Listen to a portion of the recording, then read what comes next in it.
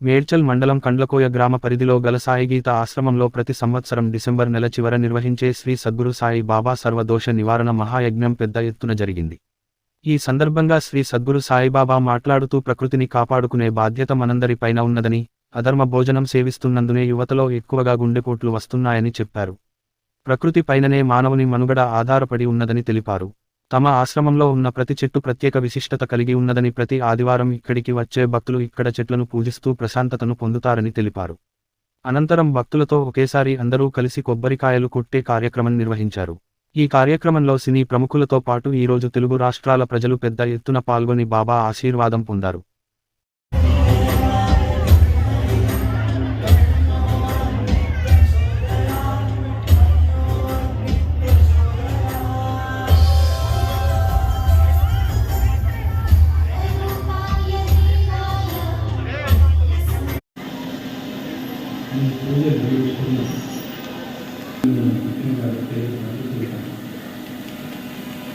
COVID-19 వస్తే చేతి వరకు చెప్పడం వాటికి అన్నీ అనుభవించాం. సత్యమైన అన్నీ చెప్పారు. చెప్పాను చాలా చక్కగా వివరించారు. చెప్పడానికి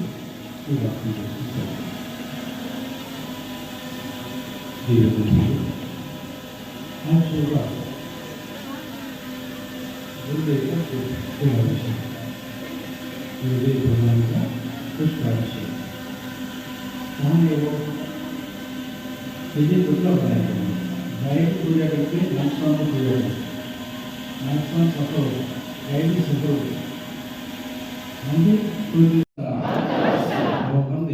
కళ్యాణ ఆచరణ మహాకారణ పునరీకరణ పురుషోత్తమ భక్తవత్సల భగవంతు ఇప్పుడు యావత్ ప్రపంచం సుఖం ఉండాలి, యుద్ధాలు ఆగిపోవాలి, అధర్మం ఆగిపోవాలి, మన భారతదేశంపై ఎవరు దండెత్తకూడదు, మన వారు ఎవరు ఏ దేశాల్లో ఆశపడలేదు. అంత పవిత్రమైన తల్లిదండ్రి గురించి జీవు నాది. ఈ పరమేశ్వర పరమ పావన పరమ కళ్యాణ काशी पढ़नी काशी से माता जी काशी भगवान ఇంత చేసినట్లుగా మాకు శాంతిని ప్రసాదించేవా దేవా. అష్టదిక్పాలకులారా, అధిష్టాన దేవతలారా, పంచభూతాలారా కదిలి రండి, మమ్మల్ని కరుణించండి. నవగ్రహ దేవతలారా, జ్ఞాన దేవత మమ్మలను కాపాడవా దేవా.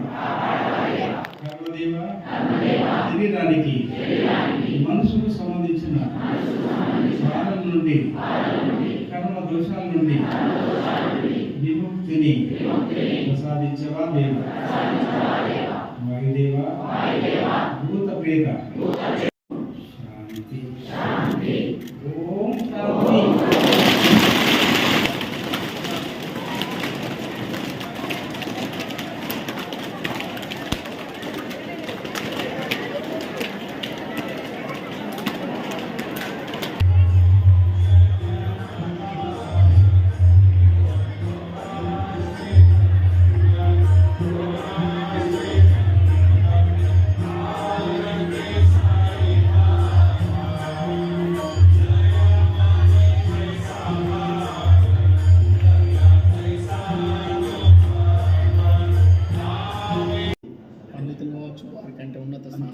ఎక్స్పైరీ డేట్ అయితే అంతం కాదు.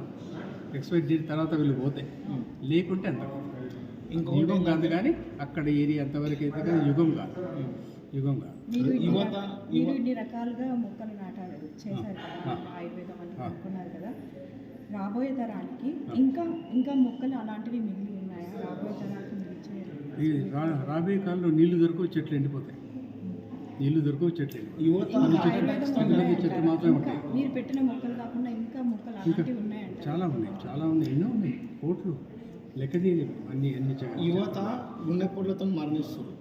దీనికి మీరేమైనా చెప్తారా? అంటే దానికి కారణం ఏంటంటే అధర్మ భోజనం ఆచరించడం, గుట్కా చిట్కా మట్కా, ఇర్రెగ్యులర్ ఫుడ్, స్టమక్ అనేది తల్లి లాంటిది, మాతో దేవోభవ.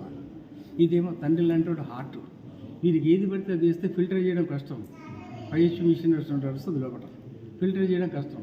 సారు బుట్ట వేస్తే, కళ్ళు బుట్ట వస్తే, విస్కీ బాటిల్ వేస్తే, రకరకాలు వేసే ఒకటి దానికి కష్టమైపోతుంది. లివర్ కూడా కష్టమైపోతుంది, కాబట్టి పనిచేయడం లేదు. లివర్ పనిచేసేది మీ దగ్గర నా దగ్గర పనిచేసి 30%. మన దగ్గర ఉన్నాయి 12 యూనిట్స్, దాంట్లో పనిచేసేది 3 యూనిట్స్. మనం విటమిన్ ఏ తయారీ లేదు.